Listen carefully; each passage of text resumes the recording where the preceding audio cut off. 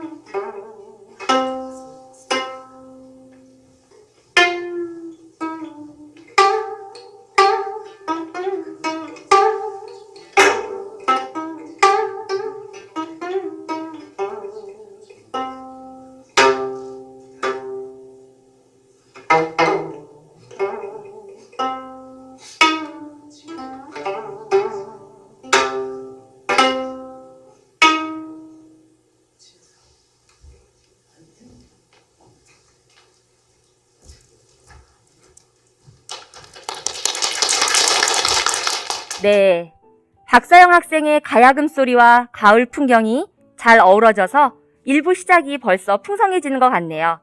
오프닝 연주 감사합니다. 다음은 이웃집 라디오를 소개하려고 합니다.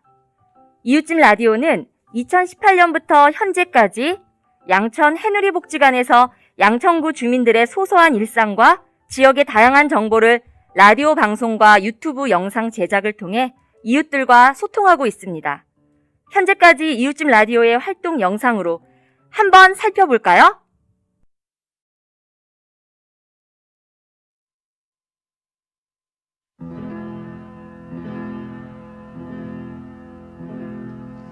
Yesterday, all my troubles seem so far away. Yeah. Night looks as though they're here to stay. Oh, I believe yesterday. Suddenly, I'm not a happy man I used to be, no, no, no.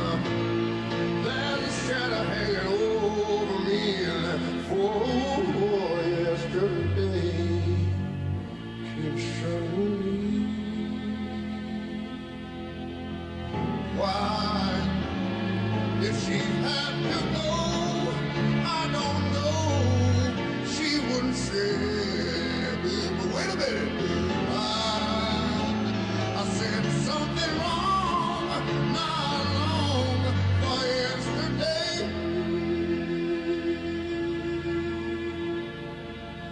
Oh, yesterday. Love was such an easy game to play as it was. Now I need a place to hide away. Oh, I believe yesterday. Why did she have to go? I don't know. She wouldn't say. But listen, I must have said something wrong. Not long for yesterday.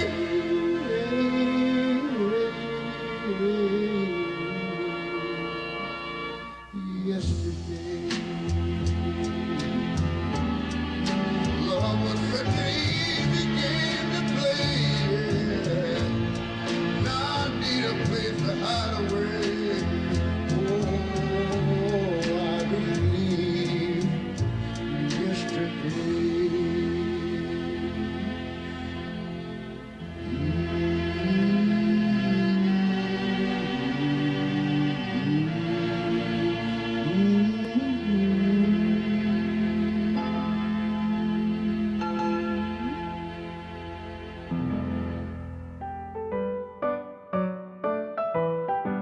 영상을 보니 처음에 이웃집 라디오를 시작했던 때가 떠오르면서 마음이 뿌듯해지고 또 보람도 드네요.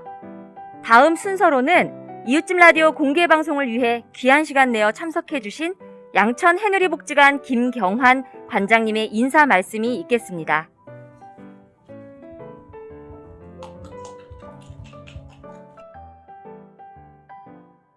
안녕하세요. 반갑습니다. 작년에 공개방송했을 때가부터 생각이 나네요. 해가 갈수록 더 풍성하고 커져야 되는데 올해는 뜻하지 않은 코로나19 때문에 이렇게 조촐하게 하게 됐습니다. 조촐하지만 굉장히 아름다운 자리인 건 분명한 것 같습니다. 코로나19라는 참 이런 뜻하지 않은 시대를 맞이하면서 우리가 참 듣고 보지도 못했던 많은 얘기를 듣고 경험을 하는데 그 와중에 하나가 생활 속 거리두기, 사회적 거리두기 이런 얘기들을 많이 듣습니다. 그러면서 우리가 생활에 많은 불편함을 지금 겪고 있죠. 그런데 사실은 이런 생활 속 거리두기나 이런 사회적 거리두기보다 이런 말이 나오기 전에 벌써 이런 거리를 두고 살으신 분들이 우리 주위에는 계셨습니다. 그분들이 누구였냐면 바로 장애인 분들입니다. 우리랑 조금 다르다는 이유 때문에 우리는 멀리하고 때로는 배척도 하기도 하고 다르게 보기도 하고 그분들은 우리와 같이 어울리고 싶었지만 이 사회는 우리 그분들한테 거리를 두기 시작을 했지요. 이런 코로나19로 인해서 이제 이런 거리 두기가 시행되면서 장애인분들은 더욱더 삶이 힘들어지고 이웃과 점점 멀어지게 될 수밖에 없는 상황이 왔습니다. 이런 안타까운 상황 속에서 우리는 무엇을 할 것인가 이런 고민을 하게 되고 그 고민 속에서 제가 봤을 때 우리 이웃집 라디오가 가장 그 큰 역할을 할 수 있는 그런 모임일 거다라는 생각을 하게 됩니다. 비록 같이 만나지는 못하지만 이런 방송을 통해서 라디오를 통해서 이웃과 소통하고 우리의 작은 얘기, 우리의 따뜻한 얘기를 같이 나누고 공감한다면 비록 몸은 같이 있지 않지만 옆에 있는 것처럼 우리가 같이 이웃으로 그 정을 느낄 수 있을 거라고 생각됩니다. 아마 우리 이웃집 라디오가 생긴 이유도 아마 그런 이유가 아닐 거라는 생각을 하게 됩니다. 올해 7월 1일 날 저희 양천 해누리복지관이 이름을 바뀌었습니다. 그전에는 양천 장애인복지관, 7월 1일 차로 양천 해누리복지관으로 이름을 바꿨습니다. 그 이유는 뭐냐면 여러 가지가 있겠지만 그중에 가장 큰 이유 중에 하나는 우리가 같이 더불어 통합된 삶을 살자. 너가 내가 다름이 아니라 이웃으로 몸이 좀 불편하더라도 이웃으로 같이 더불어 사는 행복한 우리 양천. 그죠? 다 함께 아름다운 이 양천을 만들어 가자는데 그 의미가 있다고 봅니다. 그런 뜻에서 본다면 이웃집 라디오의 역할은 굉장히 중요하다. 저는 그렇게 생각을 합니다. 여기 계신 우리 많은 회원님들, 여러분들 하나하나, 여러분 한 분 한 분, 여러분의 전하는 사연 하나하나가 우리의 따뜻한 이웃을 만들고 아주 풍요롭고 아름다운 양천을 만들고 있다라는 자긍심을 가지고 즐겁게 해주셨으면 감사하겠습니다. 저도 우리 이웃집 라디오가 우리 동네 방송이 아니라 서울시의 방송, 대한민국의 방송, 가장 행복을 전하는 그런 라디오 방송이 되기를 저도 열심히 응원토록 하겠습니다. 오늘 의미 있고 아름다운 시간 되십시오. 감사합니다.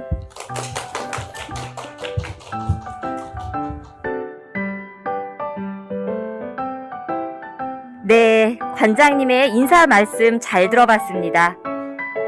다음 순서로는 1부 첫 번째 코너를 준비하고 계신데요. DJ 김스테인님과 DJ 세라왕님께서 그곳에 다녀오다 라는 주제로 들려주신다고 합니다. 코로나로 인해 자유롭게 여행을 다니지 못하는 요즘이지만 두 분의 여행 후기 및 관련 정보를 나누며 여러분도 함께 상상 여행을 떠나보시는 건 어떨까요? 그럼 지금 방송 시작합니다.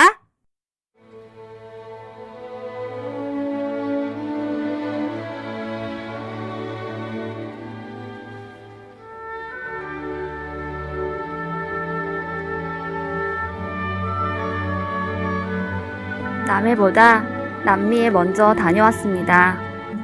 안녕하세요. 그곳에 다녀오다 코너에서 남아메리카 여행기를 소개할 김스테이라고 합니다. 어머, 지구 반대편 남미를 말씀하시는 거죠? 네, 저는 2019년 2월에 남미 5개국에 다녀왔어요. 아, 그렇게나 멀리 어떤 계기가 있으셨나요? 인생의 모든 순간이 그렇지는 않더라도 때로는 사진 한 컷이 우리를 어딘가로 데려다 놓는다 라는 말이 있는데요. 우리나라 남해에도 다녀오지 않은 제가 남미를 가겠노라 결심한 건 코스타리카의 압박이라는 사진 한 장 때문이에요. 어떤 사연인지 궁금하네요. 네, 2년 전쯤, 그러니까 2018년 12월 어느 날 저는 우연히 누군가 블로그에 올려놓은 여행지 버킷리스트를 보고 있었어요.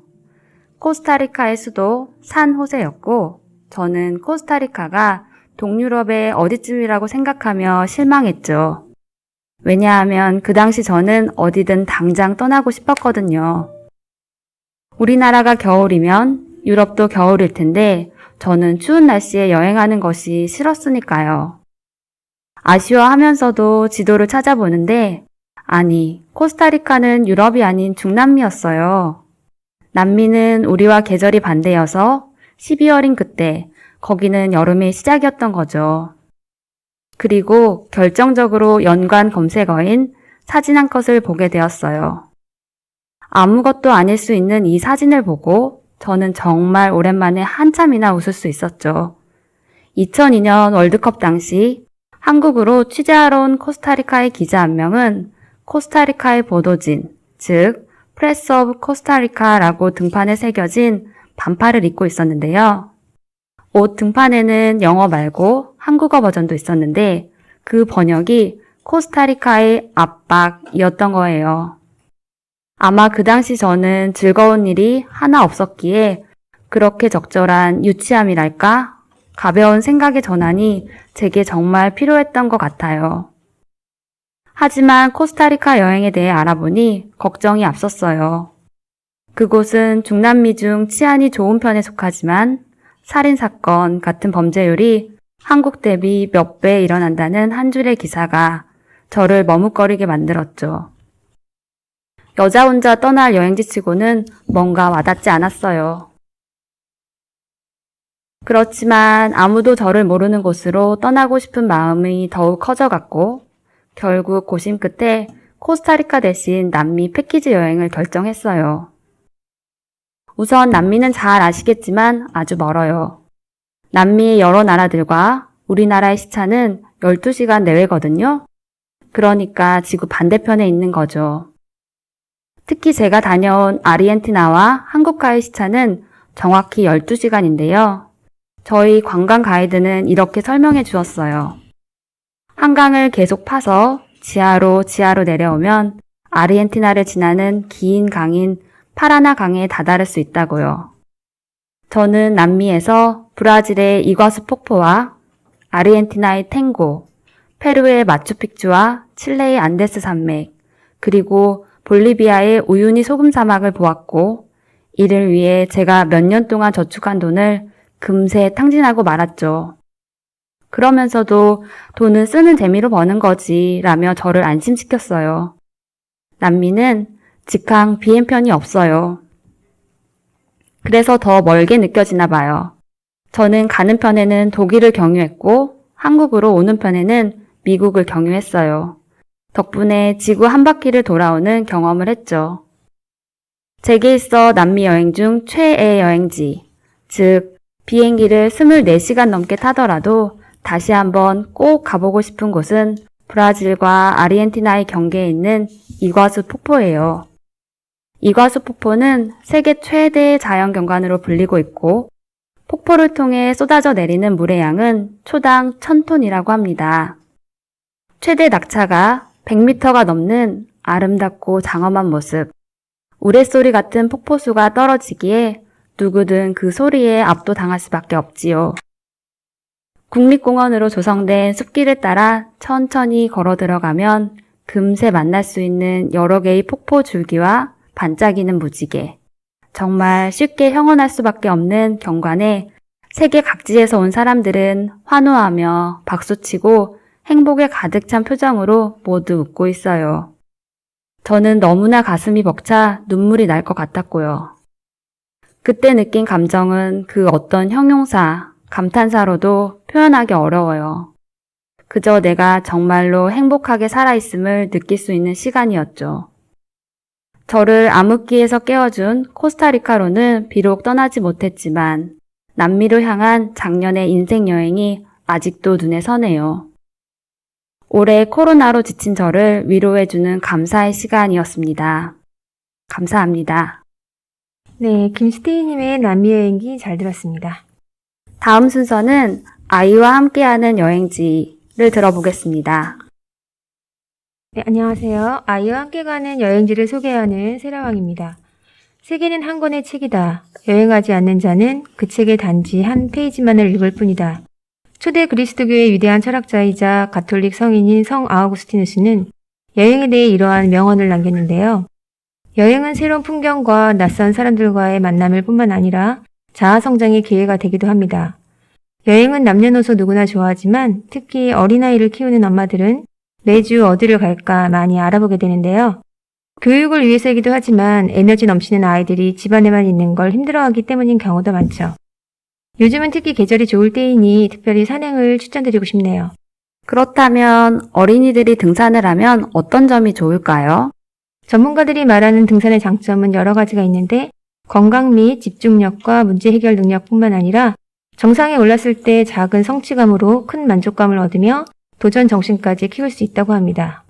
우리나라에 있는 많은 산 중에서 특별히 추천하고 싶은 곳이 있다면요? 네, 제가 소개할 곳은 한국 최대의 국립공원으로 전라도와 경상도에 걸쳐 있는 바로 지리산입니다. 지리산 등반은 여러 갈래가 있는데 그 중에서 성삼재 휴게소에서 노고단에 오르는 탐방길은 지리산을 가장 수월하게 오를 수 있는 왕복 2시간 정도의 쉬운 코스입니다. 넓고 평탄하기 때문에 남녀노소 누구나 비교적 편안하게 이용이 가능하죠. 구례에서 올라가는 해발 1507m의 노고단은 천왕봉, 반야봉과 더불어 지리산 3대 주봉 중의 하나로 수많은 봉우리들 중에서도 영봉으로 손꼽히는 곳입니다. 저는 해마다 한두 번씩 지리산에 가는데 그동안은 아이가 어려서 성삼재까지 차로 이동하여 전망만 보고 내려왔었는데요. 아이가 6세 된 올해 처음으로 노고단 정상에 같이 갔었거든요. 가다가 주저앉으면 안고라도 가야겠다 했는데 의외로 잘 올라가더라고요. 성삼재에서 노고단으로 가는 길은 두 코스로 나뉩니다.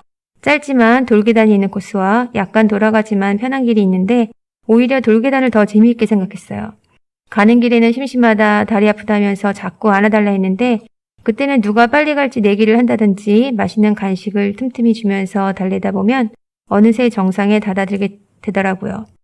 아이와 노고단 등반은 잊지 못할 경험이 되었는데요. 정상에서 전망이 멋있기도 하지만 이제 스스로 걸어 산봉우리를 오를 만큼 컸다는 것도 느낄 수 있었으니까요. 그런데 만약 가능하시다면 새벽 산행을 특별히 더 추천드리고 싶어요.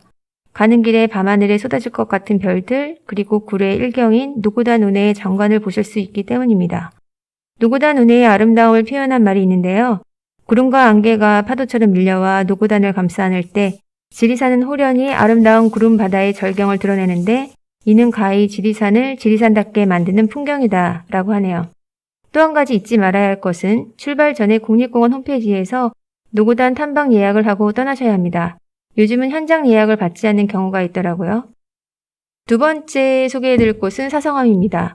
구례군 오산에 있는 남자인데 4명의 고승인 원효, 도성국사, 진각, 의상이 수도하였다고 해서 사성암이라고 부르고 있습니다. 지난 8월에 사성암이 이색뉴스로 보도된 적이 있었죠. 섬진강 홍수를 피해 531m의 사성암까지 피난 간 소떼들의 이야기인데요. 이 소들은 300mm가 넘는 폭우가 내려 축사가 침수되자 이를 피해 피난 행렬을 한 것으로 보이는데 사성암 관계자는 산에 오르려면 도보로 1시간은 좋게 걸리는데 소들이 어떻게 여기까지 왔는지 신기했다고 합니다. 절벽에 지어진 남자라니 희귀하기도 하고 그곳에 오르면 지리산과 섬진강 그리고 구례군을 한눈에 내려다볼 수 있습니다. 지리산을 다녀온 다음날 사성암에 오르면 지리산을 마주볼 수 있으니 또 색다른 느낌이 들 것 같아요. 사성암은 높은 지대에 있지만 자차 혹은 마을버스를 이용해서 도착할 수 있으니 어린아이와 쉽게 갈 수 있다는 장점이 있습니다.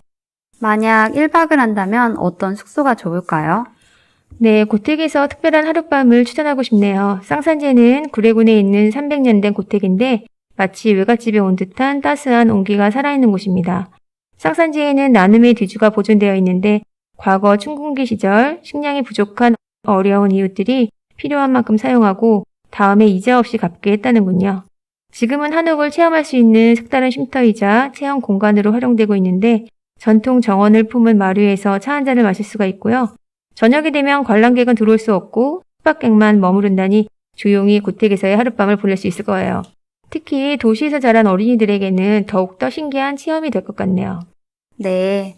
아이와 함께 할 수 있는 좋은 여행지를 소개해 주셔서 감사합니다. 정말 유익한 정보가 된 것 같아요. 네, 그럼 지금까지 그곳에 다녀오다의 코너의 세라왕 김스테이였습니다.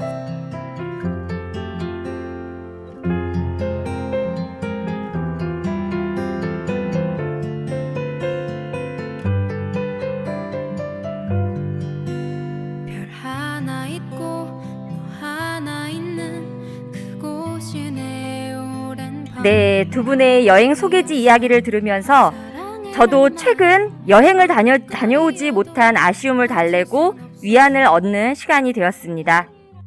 다음 순서로는 DJ 비누풀님과 DJ 정여진님께서 준비해 주셨습니다. 가을과 별과 시. 제목만 들어도 가을 하늘을 수놓을 것 같은 별들이 아른아른 거리는데요. 그럼 얼른 두 분의 이야기 함께 들어보겠습니다. Your head spins round on a Monday, and the daylight's in your eyes. 사람들은 누구나 굳이 이유를 따질 수 없을 만큼 마음 깊은 간절함, 사람, 소중한 기억과 감정, 꿈들을 가지고 있죠. 그런 간절함의 대상이나 그 간절한 감정, 그 자체는 때론 저마다의 존재의 이유가 되기도 합니다. 하지만 그리 이유 붙일 수 없이 소중했고 진실된 사랑의 감정이라도 영원한 것, 영원히 지속될 수 있는 행복이란 사실 존재하기 힘든 것도 사실이죠. 영원토록 간절하고 진실한 마음을 유지하기란 또 그리 어려운 거라서 사람들 그 누구나 추억의 흔적, 그 잊히지 않는 뒷모습으로 회한을 품게 되는 건 아닐런지요. 그런데요, 그리워하면 언젠가 만나게 된다라는 노래 가사도 있었죠. 아름다운 믿음을 노래했달까? 네, 그렇게 언젠가는 꼭 만날 수 있을 거라는 기적의 실제를 무조건 믿어보고 싶어지는 약해진 마음, 의지할 때 갈급해지는 그런 외로운 시간들이 우리 인생에 있습니다. 그리운 이름, 못내 다독이지 못했던 소망, 주변 사람들은 잘 모르는 아픈 흉터를 가슴 안의 서랍에서 꺼내서 앞선 노래 가사와 같은 기적의 약속을 다시 들려주고 꼭 안아서 얼러보고 싶은 그런 시간들이 꼭 있습니다. 낙엽이 눈처럼 내리면 그런 시간들이 느닷없이 찾아오곤 하는데요. 누구에게나 다들 그런 회상과 자기 정화, 자기 위로의 시간이 필요한 것 같습니다. 자물쇠 꼭꼭 채워둔 비밀스런 마음의 서랍장을 여는 비밀키, 가을과 별과 시. 사색들이 몰려오는 그런 시간, 마음속엔 가을과 별, 시가 반짝입니다. 안녕하세요. 비누풀 유상이 정예진입니다.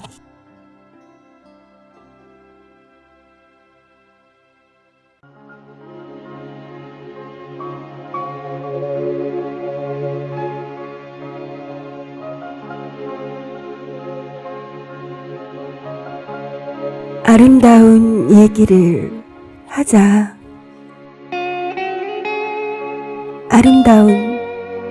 아름다운 얘기를 좀 하자.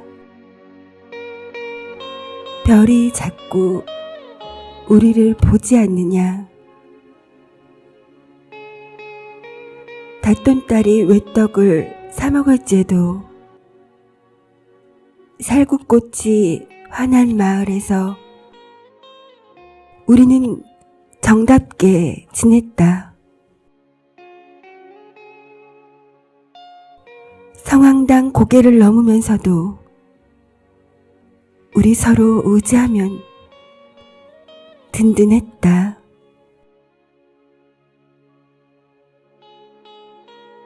하필 옛날이 그리울 것이냐만 네 안에도 내 속에도 시방은 귀신이 뿔을 돋쳤기에 병든 너는 나의 그림자, 미운 내 꼴은 또 하나의 나.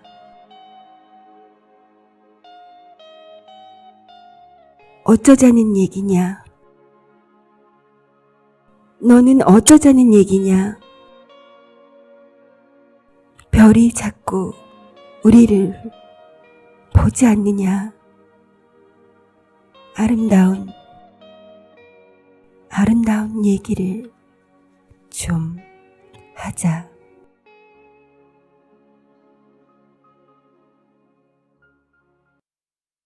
노천명 시인의 아름다운 얘기를 좀 하자였습니다. 네, 쓸쓸하게 떨어지는 낙엽을 보면 사람들의 감정의 폭이 넓어지고 깊어지죠. 그래서 그런가 그런 시간에는 이젠 아름다운 얘기를 해보자고 호소하는 시인가 봐요. 네, 아마 그런 메시지인 것 같죠? 뚝이 무너져 내린 듯이 가끔 감정이 파도를 치고 할 때는 내면을 가만히 들여다보고 잠겨봅니다. 그 안에 욕망, 바램, 들끓는 소리 같은 것도 있기도 한데요. 잘 들어보다 보려고 나와의 접속을 시도해야 할 것 같기도 하고요. 만물이 제자리로 돌아갈 때 저마다의 뿌리서부터 흘러나오는 어떤 노래소리들이 들린다고 하던데요. 가을이 바로 그런 시간이 아닐까 싶어요.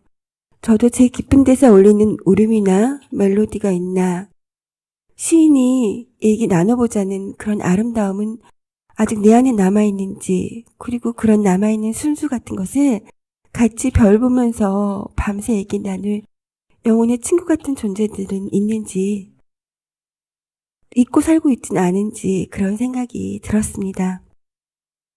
한 시간이 지금 아까운 막가을인데요. 남은 올해, 내 생에 오래 동행하고 싶은 인연들을 별빛 속에서 호출하고 또 접속을 시도해봅니다. 별밤에 별이 우리들이 보고 있지 않느냐고 아름다운 얘기를 좀 하자고 귀찮게 하고 싶은 그런 친구분들. 그 중에 한 분이 바로 제 옆에 계신 유상희 선생님이세요. 아, 정말이에요? 네, 진짜 선생님, 믿어도 그래요. 되죠? 네. 낙엽이 떨어지고 해마다 계절의 끝무렵이 되면 또 나이가 한 살 한 살 들어갈수록 세상의 의미들이 보이는 것 같기도 해요. 그런 의미에서 저는 이 시를 다시 꺼내봤습니다. 아, 뭘까요? 한번 들어볼까요?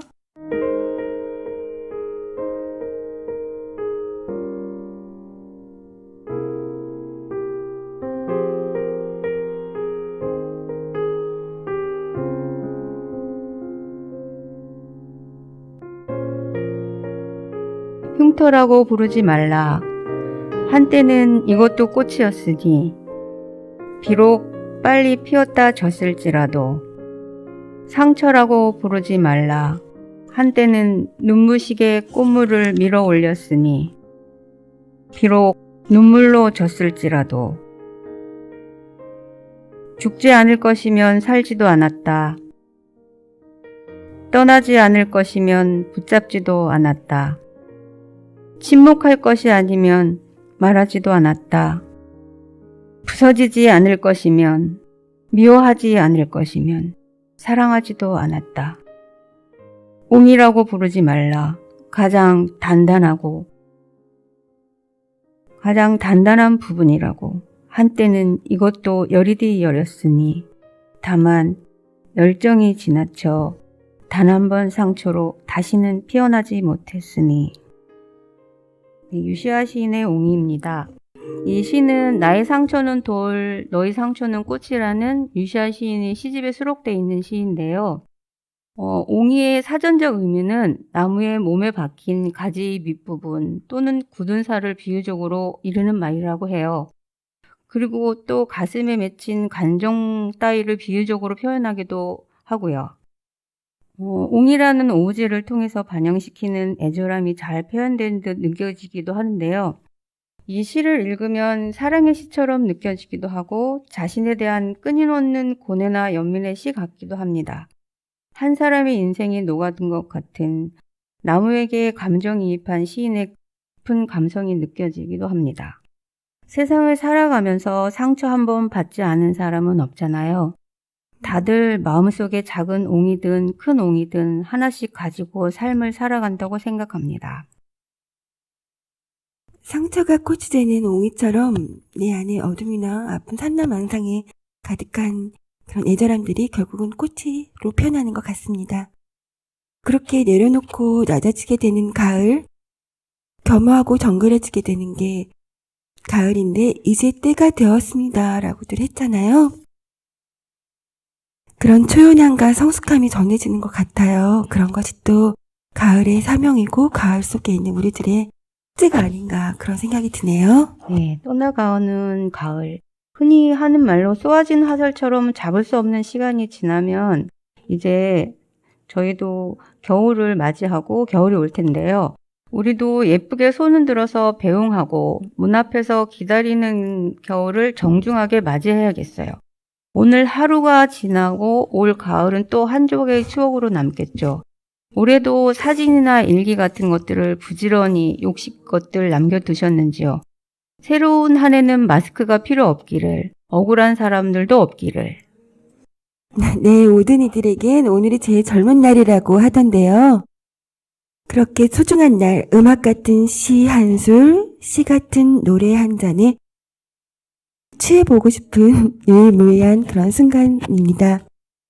당신과 나의 인연 그리고 만남, 진정성이 고단한 인생길에도 결국 한 번은 꽃을 피워내지 않을까 그렇게 믿어봅니다.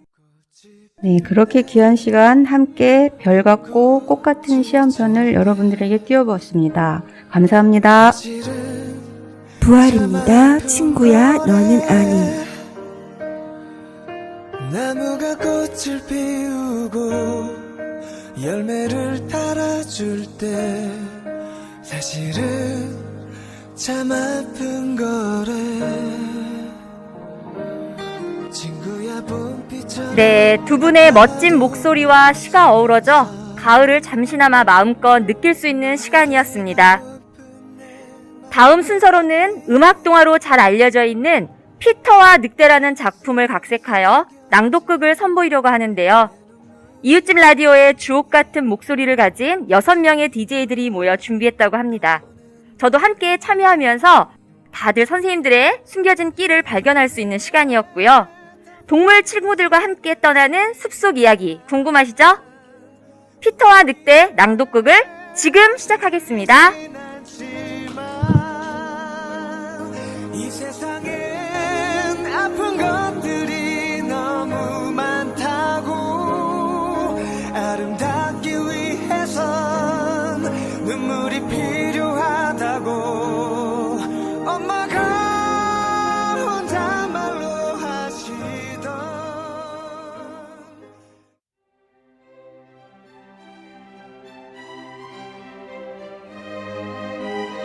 피터와 늑대. 피터와 늑대는 세르게이 프로코피에프가 만든 음악동화예요. 어린이를 위한 이 동화는 전 세계에서 많은 사랑을 받고 있지요. 동화 속 친구들이 자기와 어울리는 악기를 소개하고 있군요. 피터는 바이올린, 안녕, 나는 피터야. 작은 새는 플룻, 할아버지는 바순, 반갑다, 얘들아. 하하하. 청둥오리는 오보에, 꾀꾀.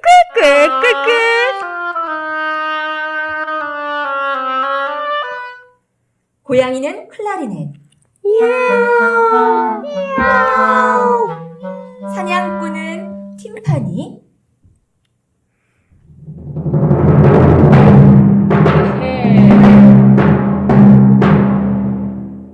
그리고 늑대는 호른을 소개해요.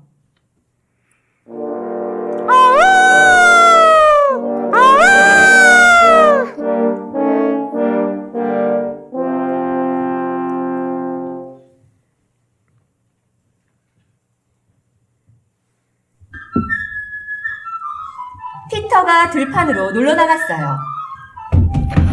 작은 새야, 안녕. 반가워. 오늘 날씨가 아주 좋아. 피터는 나무 위에 앉아있는 귀여운 새에게 반갑게 인사했지만 작은 새는 청둥오리가 헤엄치는 연못가로 날아가 버렸어요.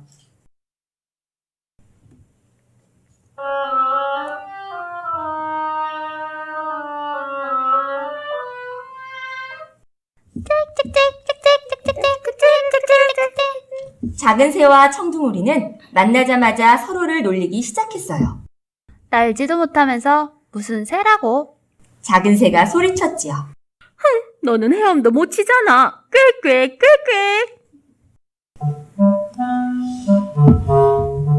작은 새와 청둥오리는 다투느라 고양이가 슬금슬금 다가오는 것도 몰랐어요. 조심해! 고양이가 오고 있어.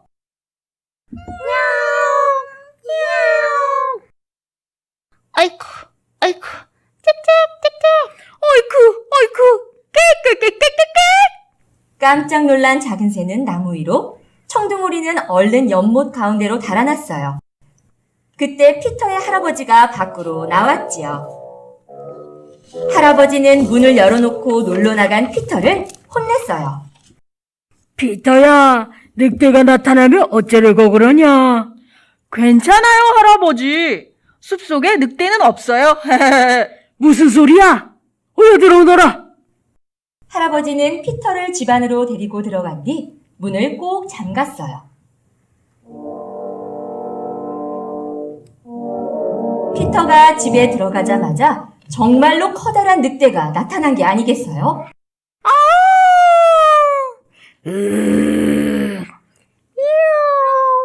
늑대다.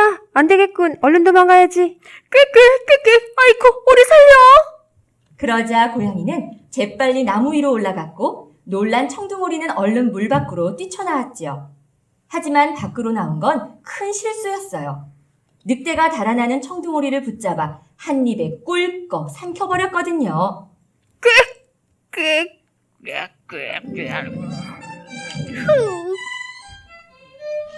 그래도 배가 고픈 늑대는 나뭇가지 위에서 오들오들 떨고 있는 작은 새와 고양이를 보며 침을 삼켰어요. 그 모습을 바라보던 피터는 긴 밧줄을 가지고 밖으로 나왔지요. 영차! 작은 새야, 붙잡히지 않게 조심하면서 늑대 주위를 이리저리 날아다녀봐. 피터는 큰 소리로 말한 뒤 재빨리 나무 위로 올라가 가지 위에 앉았어요.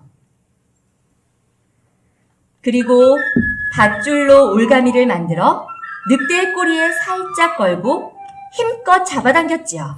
영차, 응차. 한편 사냥감을 찾던 사냥꾼들은 늑대의 발자국을 보고 기뻐하며 소리쳤어요. 늑대다! 저기 늑대가 있어! 사냥꾼들은 나무 아래에 있는 늑대를 향해 총을 쏘려고 했어요. 잠깐만요! 총은 안 돼요! 내가 벌써 늑대를 잡았거든요! 우와, 정말 대단하구나! 넌 참 용감한 아이야! 피터가 나무 위에서 사냥꾼들에게 소리쳤어요. 사냥꾼들은 피터가 늑대를 잡은 것을 알고 깜짝 놀랐어요.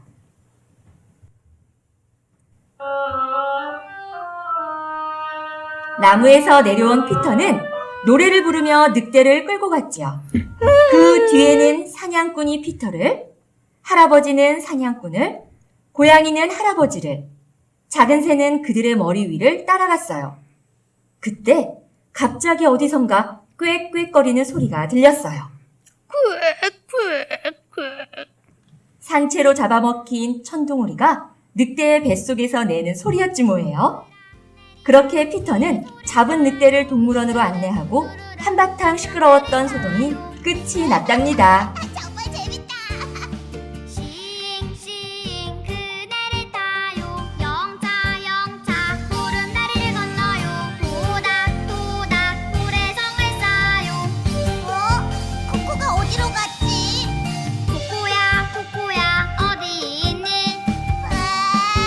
코코가 안 보여. 찾았다 코코를 찾았다. 모두 같이 놀자. 함께 놀자. 함께 노니 더 재밌다. 각기 다른 악기 소리와 배역을 뽐내는 다양한 목소리가 더해져 더 풍성하고 아이얼은 할 것 없이 귀가 호강하는 시간이었습니다. 역시 제가 알던 대로 6분의 DJ분들의 끼는 숨길 수가 없네요. 저는 이번 낭독극을 선보이면서 드는 생각인데요. 앞으로는 이웃집 라디오에도 라디오 드라마나 라디오 낭독극이라는 형태로 다양한 컨텐츠가 자리 잡아가길 바라봅니다. 일부 코너를 준비해주신 모든 분들 고생 많으셨습니다. 여기서 1부 순서를 마치려고 하는데요. 이어서 2부, 3부에서도 즐거운 공연과 컨텐츠가 풍성하게 준비되어 있으니 많은 기대와 응원 부탁드립니다. 그럼 잠시 후 2부 진행해 주실 MC 다정님과 다시 만날게요. 감사합니다.